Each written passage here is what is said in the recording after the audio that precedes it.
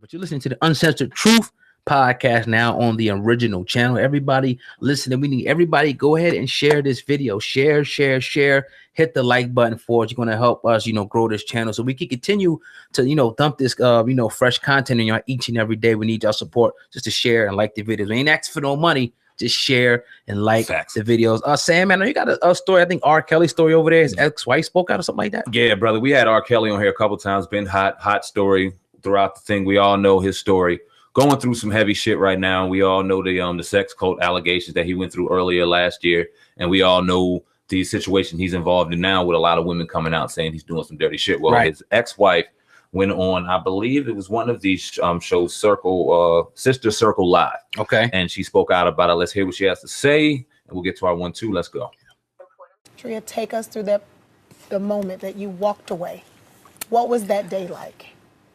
That day, I just remember playing sick all day. And I went and I got in the bed. And I was like, okay, what are you going to do? What are you going to do? And something just said, end it. That was my first answer, end it. And I remember going out on the balcony. We were at the Wyndham Grand Bay Hotel. I'll never forget it, Coconut Grove. And I actually climbed up on the balcony. And I had one foot propped against the wall. And my other foot, I climbed up on the ledge. And I remember looking down. And it's almost like God was able to let me see in the future. And I saw my body laying in blood. And I saw the ambulance come. And I saw the housekeeping come out. And they were pointing up. And they said she jumped from up there. And then I remember my baby's voice in the background going, Mama, why did Mama jump? Why did Mama leave us? And I remember jumping down. And I said, okay, God, you have to give me an answer today. What do you want me to do if this is not for me and you want me to leave? What do you want me to do? God, I need an answer today, not tomorrow, not in an hour. I need it now. And the first thing God told me, he said, grab your laptop. And I'm like, oh, God, you tripping? A laptop? Are you serious?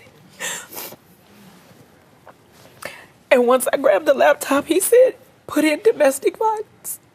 And I'm thinking to myself, but I'm not that girl. I'm not the teeth missing. I'm not the broken bone girl. And God said, keep scrolling. So I kept scrolling. And at the end of domestic violence awareness website, there was a questionnaire. And there was 17 questions. And they ask you, has your abuser ever done? And of the 17, Robert had done 15 to me. Oh, my God. Relationships, man, sometimes I just don't like, man. I hate the fact that people, they go public. Like anybody that I've had a relationship with, you better not ever go public about anything. You know what I mean? That's corny. You know what I mean? When you see that ex-wife and all that. But obviously she's looking for closure, I guess, in the situation. She probably got paid. Who knows, needed the money for the interview. I'm not sure what the situation is, but if it is true though, this, I don't want to act like I'm insensitive to what's, if the information is true, what she's saying, what happened, she's definitely reached out to get help. But it's just a sad situation. And one of the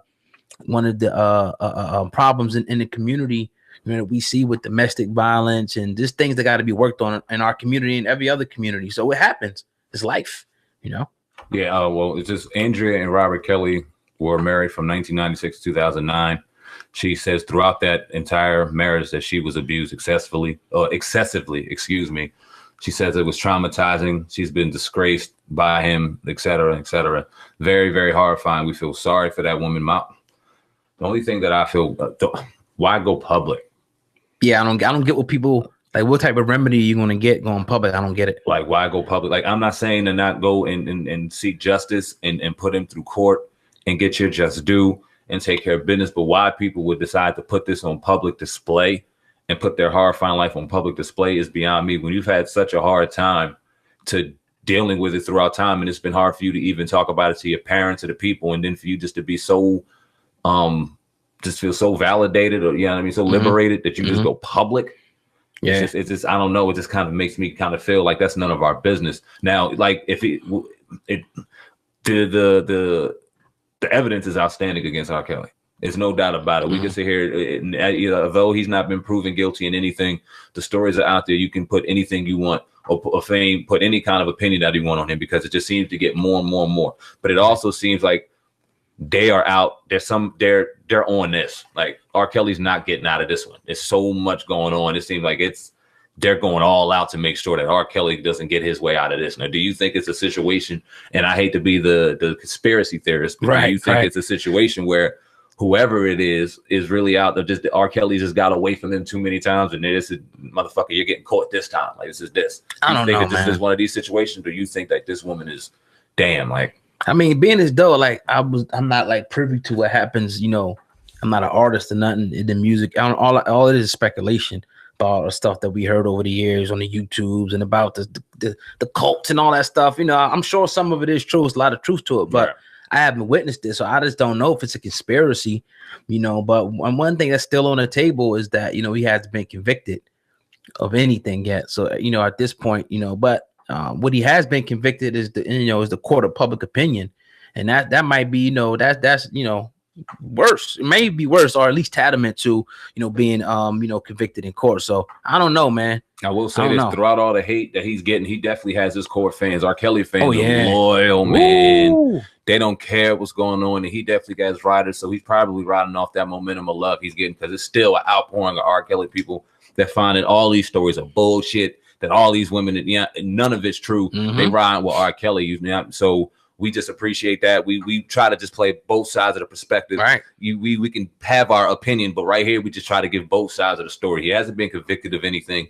He's never sat behind bars for anything of the accusations that's been out there, but there is a substantial amount of shit on this dude to make you go, damn, it can't all be lies, can it?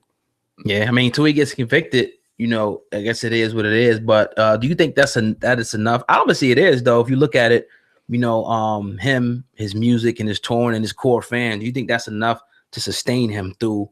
You think it will be enough to sustain him through all these allegations? You know, the fact that he has his core fans is not budging, he can still continue to make money. I don't think it's going to be a way for him to be found not guilty if he goes to court for this. Right. With her in particular, his ex-wife.